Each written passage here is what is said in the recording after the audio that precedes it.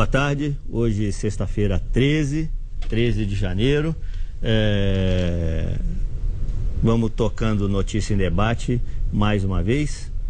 Segunda-feira o Elton já está de volta, lembrando isso, né? Segunda o programa é gravado, mas na terça-feira ele já está ao vivo com você. Vamos falar sobre presídios, né? Um assunto que veio à tona aí com o massacre, ou a matança, ou a chacina, como queiram chamar, que houve em Manaus, de 88 presos, né? Foi maior matança de presos desde o Carandiru, né?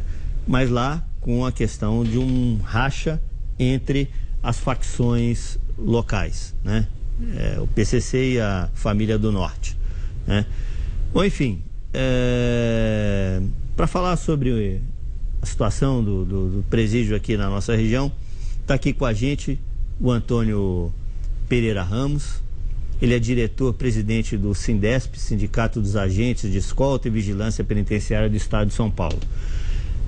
É importante a visão de quem está ali dentro, lidando com o agente penitenciário, lidando com o preso, e na verdade tem uma visão dessa situação difícil das prisões, porque nós estamos falando de déficit de vagas, estamos falando de superlotação, enfim, já não estamos nem falando de barril de pólvora, estamos falando só apenas do combustível pronto para ser acionado, né?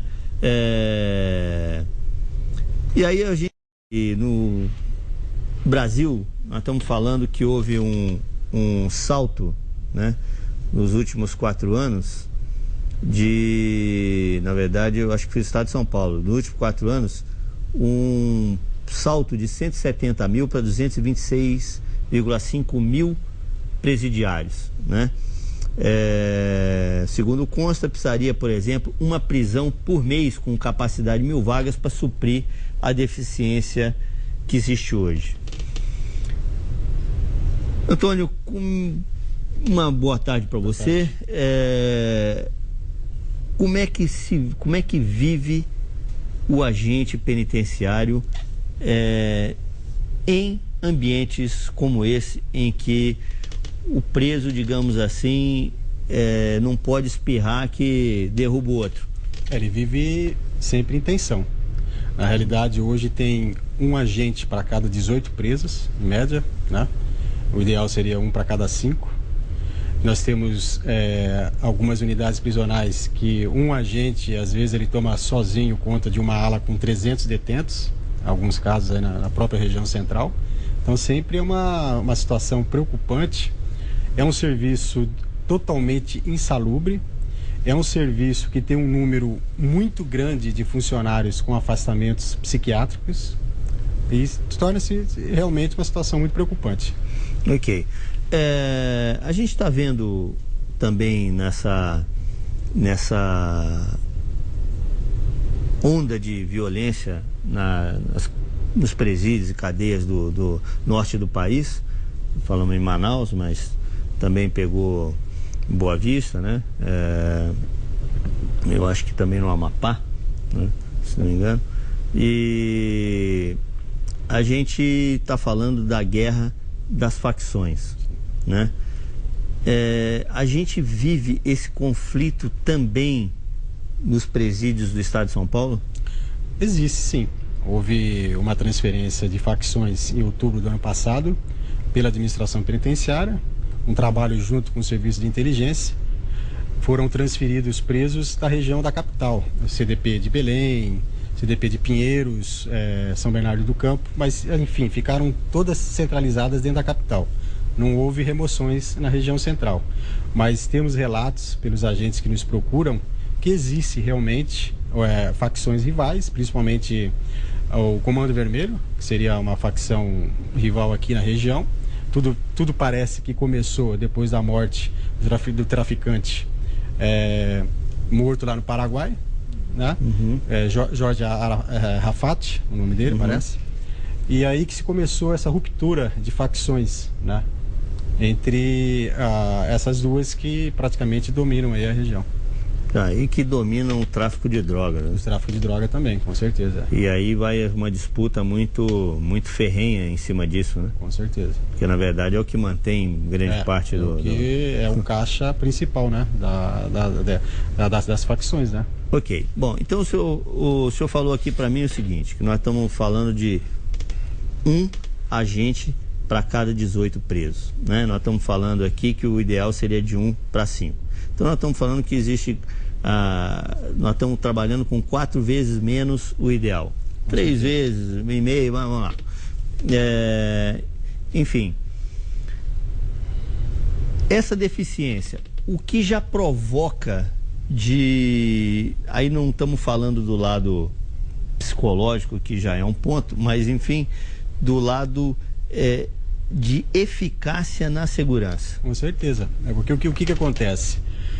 Não tendo um efetivo, vai refletir diretamente no preso, porque o preso ele necessita de assistência. A unidade prisional ela tem atendimento psicológico, advogado, tem os presos que vão em trânsito, tem os presos que vão para o judiciário.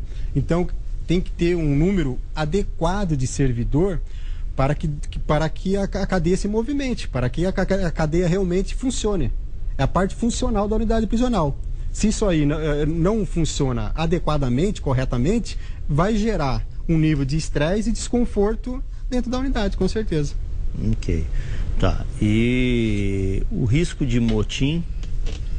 Sempre é grande. Sempre é grande. Tá. Existe alguma conversa, alguma coisa que identifique movimentação desses presos ligados a essas facções por aqui ou não? A coisa está para lá, é local? Você veja bem, nós somos sempre procurados pelos agentes, né? Para nos trazer algumas informações, mas não temos nada assim de oficial, né? Por parte da secretaria não temos nada de oficial. Tudo até então são boatos, né? São conversas, né? E que a gente procura dar uma certa atenção e repassar para a secretaria e ficar atento, né? Ok, não há nada iminente assim? Não. Há o que se movimenta sempre. Há uma preocupação depois desses fatos que aconteceram no Brasil, né? Que possa refletir aqui. Os agentes realmente ficam preocupados, né? Porque a situação já não é confortável. Fica um clima de preocupação. Tá, eu vou lembrar um dado aqui que até você trouxe. Nós estamos falando que, vou pegar aqui o complexo de Hortolândia. Nós estamos falando de o Hortolândia 2, que é a penitenciária, né? Nós estamos falando de 855 vagas, nós estamos falando que tem 1.566 presos, né? Ou seja, um déficit mais ou menos de 83,2%, né? E a 3 não está longe disso, são 700 vagas. A gente tem 1.466 presos, né? Falando aí num déficit de 109,4% de vagas. Óbvio que é uma situação que a gente não vai conseguir reverter tão facilmente. E aí a gente está falando, eu consultei a página da Secretaria de Administração Penitenciária. Nós estamos falando em 17 novos unidades prisionais, que eu não sei se é presídio, se é CDP, que estão sendo construídos. Aliás, 2 na nossa região, acho que em Limeira, né? Mas, obviamente, não são para atender toda esse déficit. E é uma situação que preocupa, e a gente muitas vezes, quando está falando de presidiário, muita gente fala, não, isso é escória da sociedade, temos que tratar dessa forma mesmo, é lixo, não importa e coisa e tal, né? E quando na verdade isso é um reflexo de um sistema perverso, né?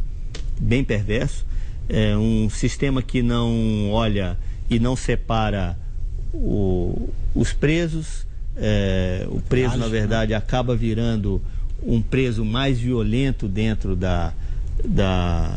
do sistema, e um preso que agora acaba sendo digamos assim, devedor da facção que o protege. O vai e volta na cadeia é comum? É comum, com certeza. O número de reincidência é muito grande, né? É enorme, né?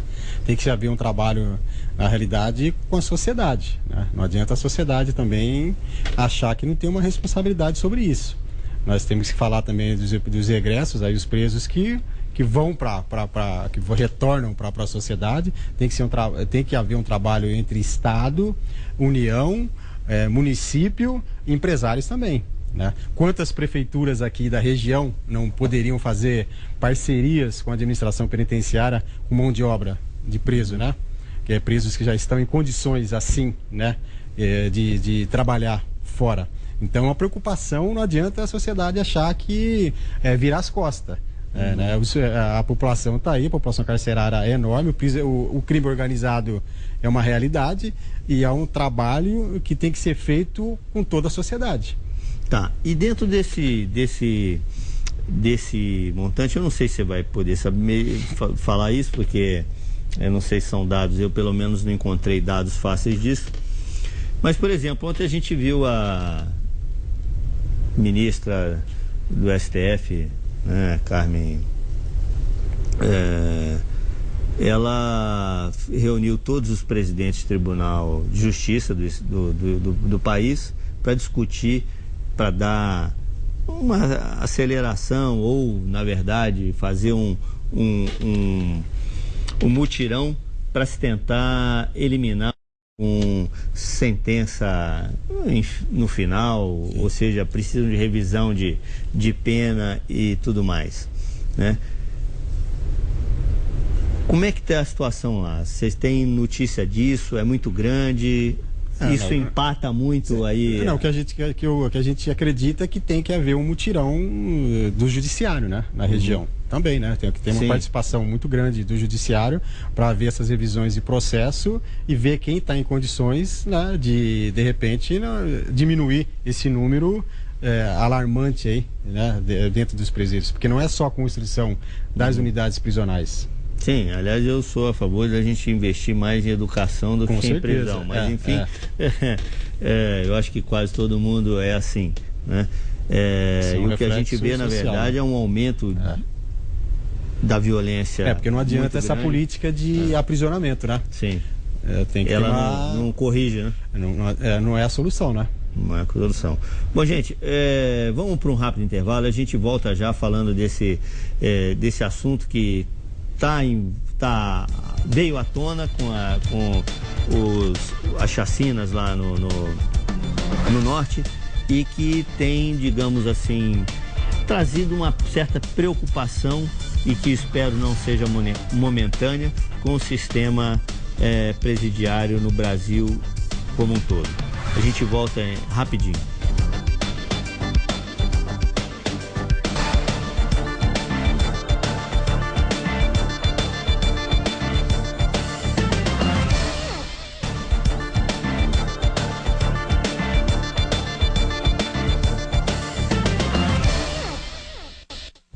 Bom, gente, voltando com o Notícia e Debate, o assunto de hoje é o sistema de presídio, o sistema carcerário aqui no estado de São Paulo. Quem está conversando com a gente é o Antônio Pereira Ramos, diretor-presidente do Sindesp. O Sindesp é o Sindicato dos Agentes de Escolta e Vigilância Penitenciária do estado de São Paulo. Só para lembrar o dado aqui, na verdade, nós estamos falando que a população carcerária no Brasil todo é de 622.200 pessoas. E como eu falei aqui, só no estado de São Paulo são 226,5 mil presos, né? E são dados mais ou menos de 2015, ainda não foi fechado de 2016, né? Bom, seguindo com a preocupação que a gente vinha falando, obviamente que a sociedade hoje está muito arredia, né? Afinal de contas, a cada saidinha são presos retornando ao crime, né, coisa e tal, e a gente, de uma certa maneira, está sempre com o pé ou os dois pés atrás com o sistema como um todo, né? E aí eu lhe pergunto,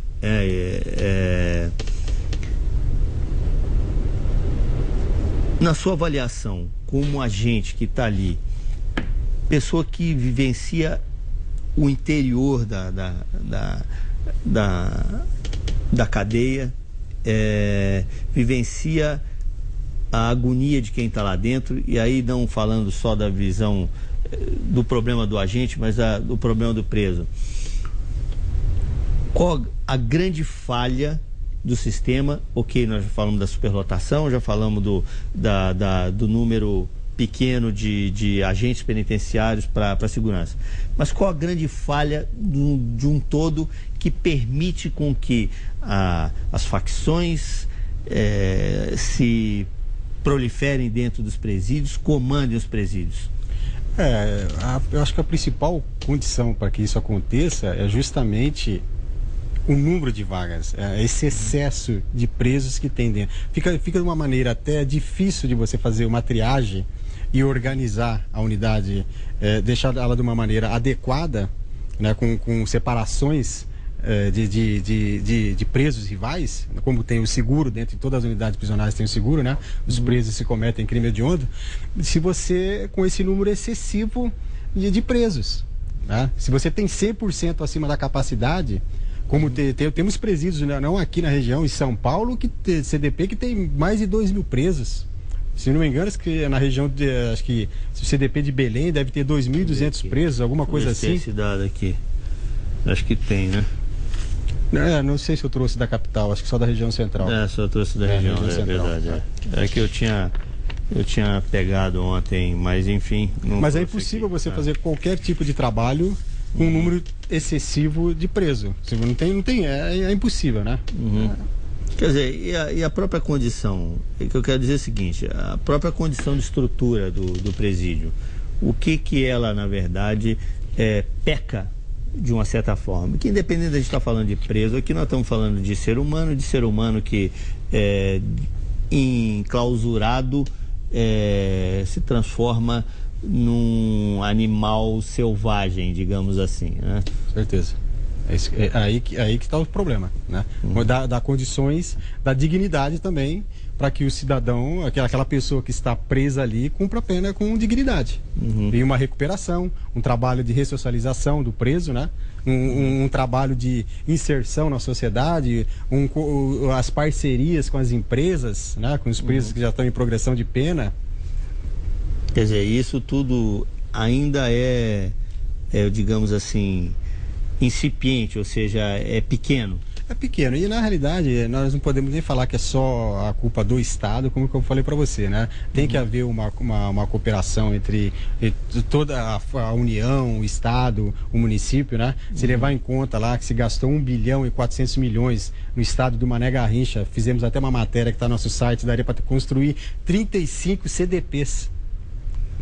Então é uma questão que tem que o governo de uma maneira geral que tem que se atentar a esse fato, né? Ok. A gente está falando da construção para abertura de novas vagas.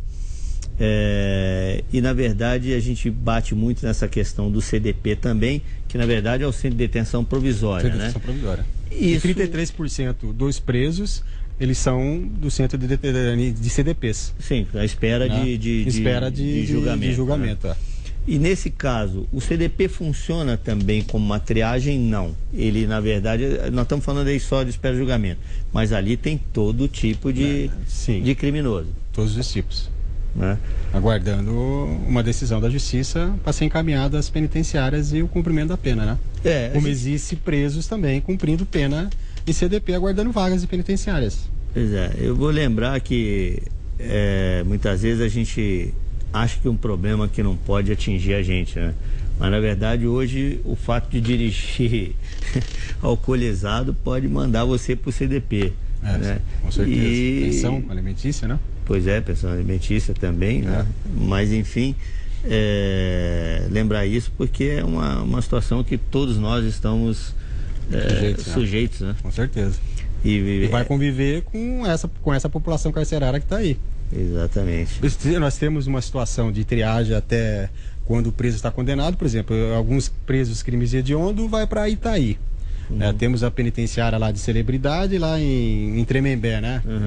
Que vai algumas celebridades. Enfim, temos algumas situações de triagem dentro do sistema prisional. Isso existe, né? Mas torna-se difícil no centro de detenção provisória. Sim. Que ali é a porta de entrada para todo criminoso, né? Foi preso, vai para lá. A gente viu o caso de um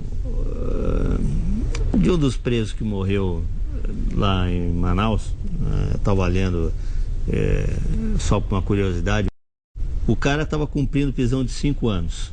Ele tinha sido já absolvido de tráfico de drogas, de roubo, mas ele acabou preso e condenado porque roubou uísque e pó e guaraná. E ele estava lá.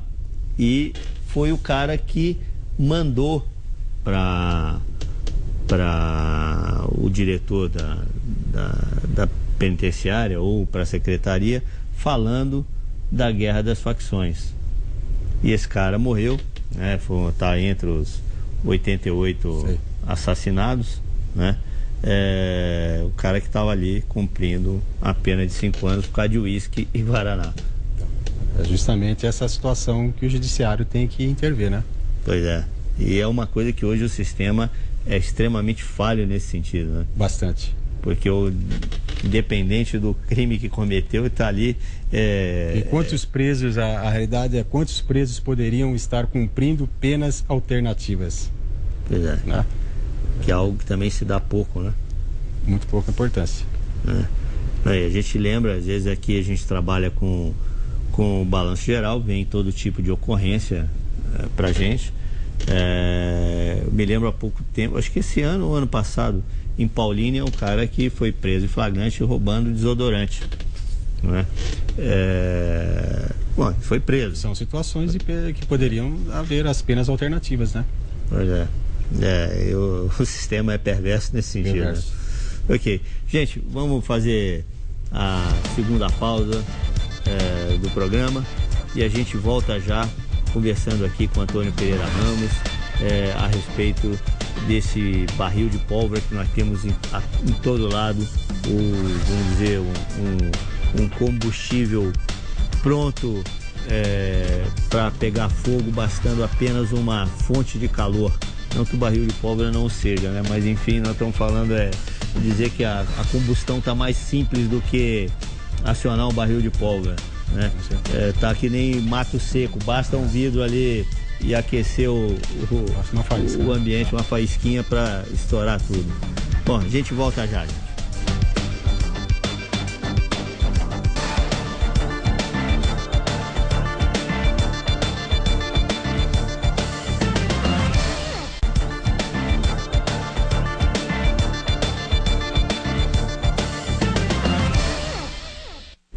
Bom, voltando com o Notícia e Debate dessa sexta-feira, dia 13 de janeiro, o assunto é sistema penitenciário do país, mas enfim, e do estado de São Paulo. E quem está conversando com a gente é o Antônio Pereira Ramos, diretor-presidente do Sindesp, Sindicato dos Agentes de Escolta e Vigilância Penitenciária do estado de São Paulo. Alguém que, na verdade, tem a visão de dentro, que mexe diretamente com o preso. Lembrando que no estado de São Paulo são 166 unidades prisionais, né? Isso. São 15 centros de progressão penitenciária, 42 centros de detenção provisória, 22 centros de ressocialização e uma unidade que a gente chama de presos de alta periculosidade, que é o de Presidente Bernardes, né? Isso. Aliás, hoje teve uma ocorrência lá em Presidente Bernardes, mas não foi no RDD, foi num presídio ao lado. Bem, no estado de São Paulo hoje, você falou que Campinas, ou é geral essa média de um agente para cada 18 presos? É no estado de São Paulo inteiro? No estado de São Paulo inteiro. Tá. Temos situações até piores, né? Isso vai muito de unidade para unidade, né? Temos unidades que faltam mais funcionários, temos unidades que a situação é mais tranquila. Temos condições também da muralha, que é bom citar, né? Uhum. Temos situações de que um agente, são 4 torres. Na realidade, seriam 4 agentes, 4 torres são os postos de vigilância armada, que são os agentes que fazem a vigilância armada. Mas temos situações que é um agente para uma única unidade. E as outras torres ficam desguarnecidas. Pela questão justamente de efetivo. Porque vale lembrar que a parte de segurança externa, essa parte armada, tem uma extrema importância para a questão de segurança também, tanto dos agentes, né, como de terceiros, né? Tá. E vamos falar sobre questões de tecnologia. Por exemplo, você anunciou, e obviamente que isso não é em todas as unidades prisionais, mas você anunciou, por exemplo, o sistema de raio-x nas entradas das cadeias ou das unidades prisionais, para que houvesse um processo até de revista um pouco mais afável para a família do preso. Como é que está funcionando isso? Até que ponto a tecnologia é presente no sistema prisional e até que ponto ela está ajudando digamos, a dar um pouco mais de qualidade na segurança dos presídios? É importante. Alguns scanners já foram comprados pelo Estado, estão funcionando em várias unidades prisionais. É uma situação que traz mais conforto ao servidor e uma situação que você trabalha de uma maneira mais adequada. A unidade prisional funciona melhor, com certeza. Tá, mas isso ainda está sendo implantado, como a automatização, né, das cadeias. Algumas estão automatizadas, mas é um número muito pequeno, falta muita unidade ainda, isso aí não deve chegar a 5%. Tá, então, explica um pouco melhor o que é essa automatização. A automatização, o agente deixa de ter aquele contato, porque hoje o que acontece? O agente ele tem que ir lá abrir a cela para todo o trânsito do preso, né? A questão de locomoção, de advogado, de enfermaria, a saúde, né? Enfim, toda a movimentação da unidade prisional. Isso é um contato de corpo a corpo. Por isso essa facilidade até às vezes, em casos de rebelião, do agente ele ser tomado como refém, um alvo fácil. Então a automatização, ela resolve bastante essa condição. Tá, que eu perguntei no sentido de só a automatização, ela fica basicamente com isso, ou ela vai além de, por exemplo, isolar mais o preso, quer dizer, com que a abertura de porta seja... torna-se mais seguro, né? Tá. Torna-se mais seguro, né? E você elimina também alguns postos de serviço, né? Ok. Quer dizer, você remaneja o agente para outro tipo de atividade. Tipo ok. Porque não é fácil, essa parte manual, né, esse serviço do agente, ele é bem complicado. Na verdade, é um risco iminente. Com certeza, o nível de estresse é grande. E nós estamos falando, né, de uma situação rudimentar, digamos assim. Rudimentar, isso nos Estados Unidos nem existe, né? Esse lá nem existe. Ok, com certeza. É duro. É uma exposição, né? Quer dizer, criar uma situação para facilitar o motim. Com certeza.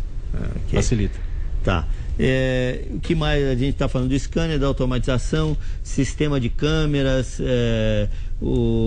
até que ponto a gente fala sobre a questão das barreiras de celular, mas o celular continua sendo uma sistemática dentro das cadeias. Na realidade, celular, o que não tem é que entrar celular, né? Sim. Na unidade prisional, né? Sim. Na minha opinião, essa questão de você... É importante, até essas parcerias que o Estado fez, comprou alguns equipamentos, alguns bloqueios, mas não funciona em Temos muitas unidades que estão no centro da cidade. São Bernardo, aqui em Campinas, é um exemplo. Está no centro da cidade. Então, o que tem que acontecer é uma política de não entrar nada, né? O preso não tem que ter celular. E aonde é falho isso, Antônio? Isso são várias situações. Isso vai desde de revista, de várias situações. É a segurança. Ok, né? Isso e aí fato. o scanner... É a segurança, entrou pela porta. E isso nesse é fato. ponto, o scanner, ele barraria de todo jeito ou não? Não. Ele também apresenta... Isso é um serviço também que tem que ser feito com o servidor também, né?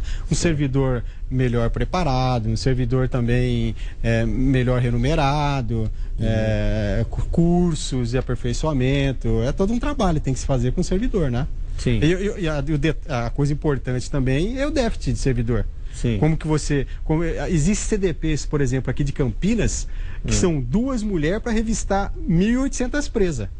Agora eu te pergunto, que tipo de serviço de qualidade você vai fazer? Impossível. Impossível. Você consegue revistar 1.800 pessoas? E o detalhe, tem horário. Se a visita atrasa, o preso se revolta. Se a gente fizesse uma conta rápida, 3 anos. Sim. Se revistasse uma por dia. Com certeza, Então, de quem que é a responsabilidade? É do Estado. Então o Estado ele fala, entra seu... Mas é lógico, é óbvio, né? Se você deixa essa situação, se criar essa situação porque não existe uma segurança. É unanimemente impossível duas pessoas revistar 1.800, 2.000 pessoas. Sim, eu fiz uma conta boba aqui de 1 por dia, mas na verdade a gente tá... E é a realidade, viu? Sim. Isso acontece todo final de semana, em todas as unidades prisionais, aqui no litoral, em São Paulo principalmente, né? Vamos pegar o mapa daqui para baixo, que aí é terrível, né? Tá, quer dizer, eu acho que o que fica de importante nessa nossa conversa, porque obviamente nós não estamos trazendo nenhuma novidade, mas o que fica de importante é lembrar que o sistema aqui também segue frágil e é preciso que a sociedade se mova, faça pressão para que o sistema melhore, né? Com certeza. É assim que a gente espera. Com certeza. Porque não adianta simplesmente... fazendo a sua parte também, né? Isso, né? Porque o Estado só cobrar do servidor sem fazer a sua parte, sem oferecer condições, né?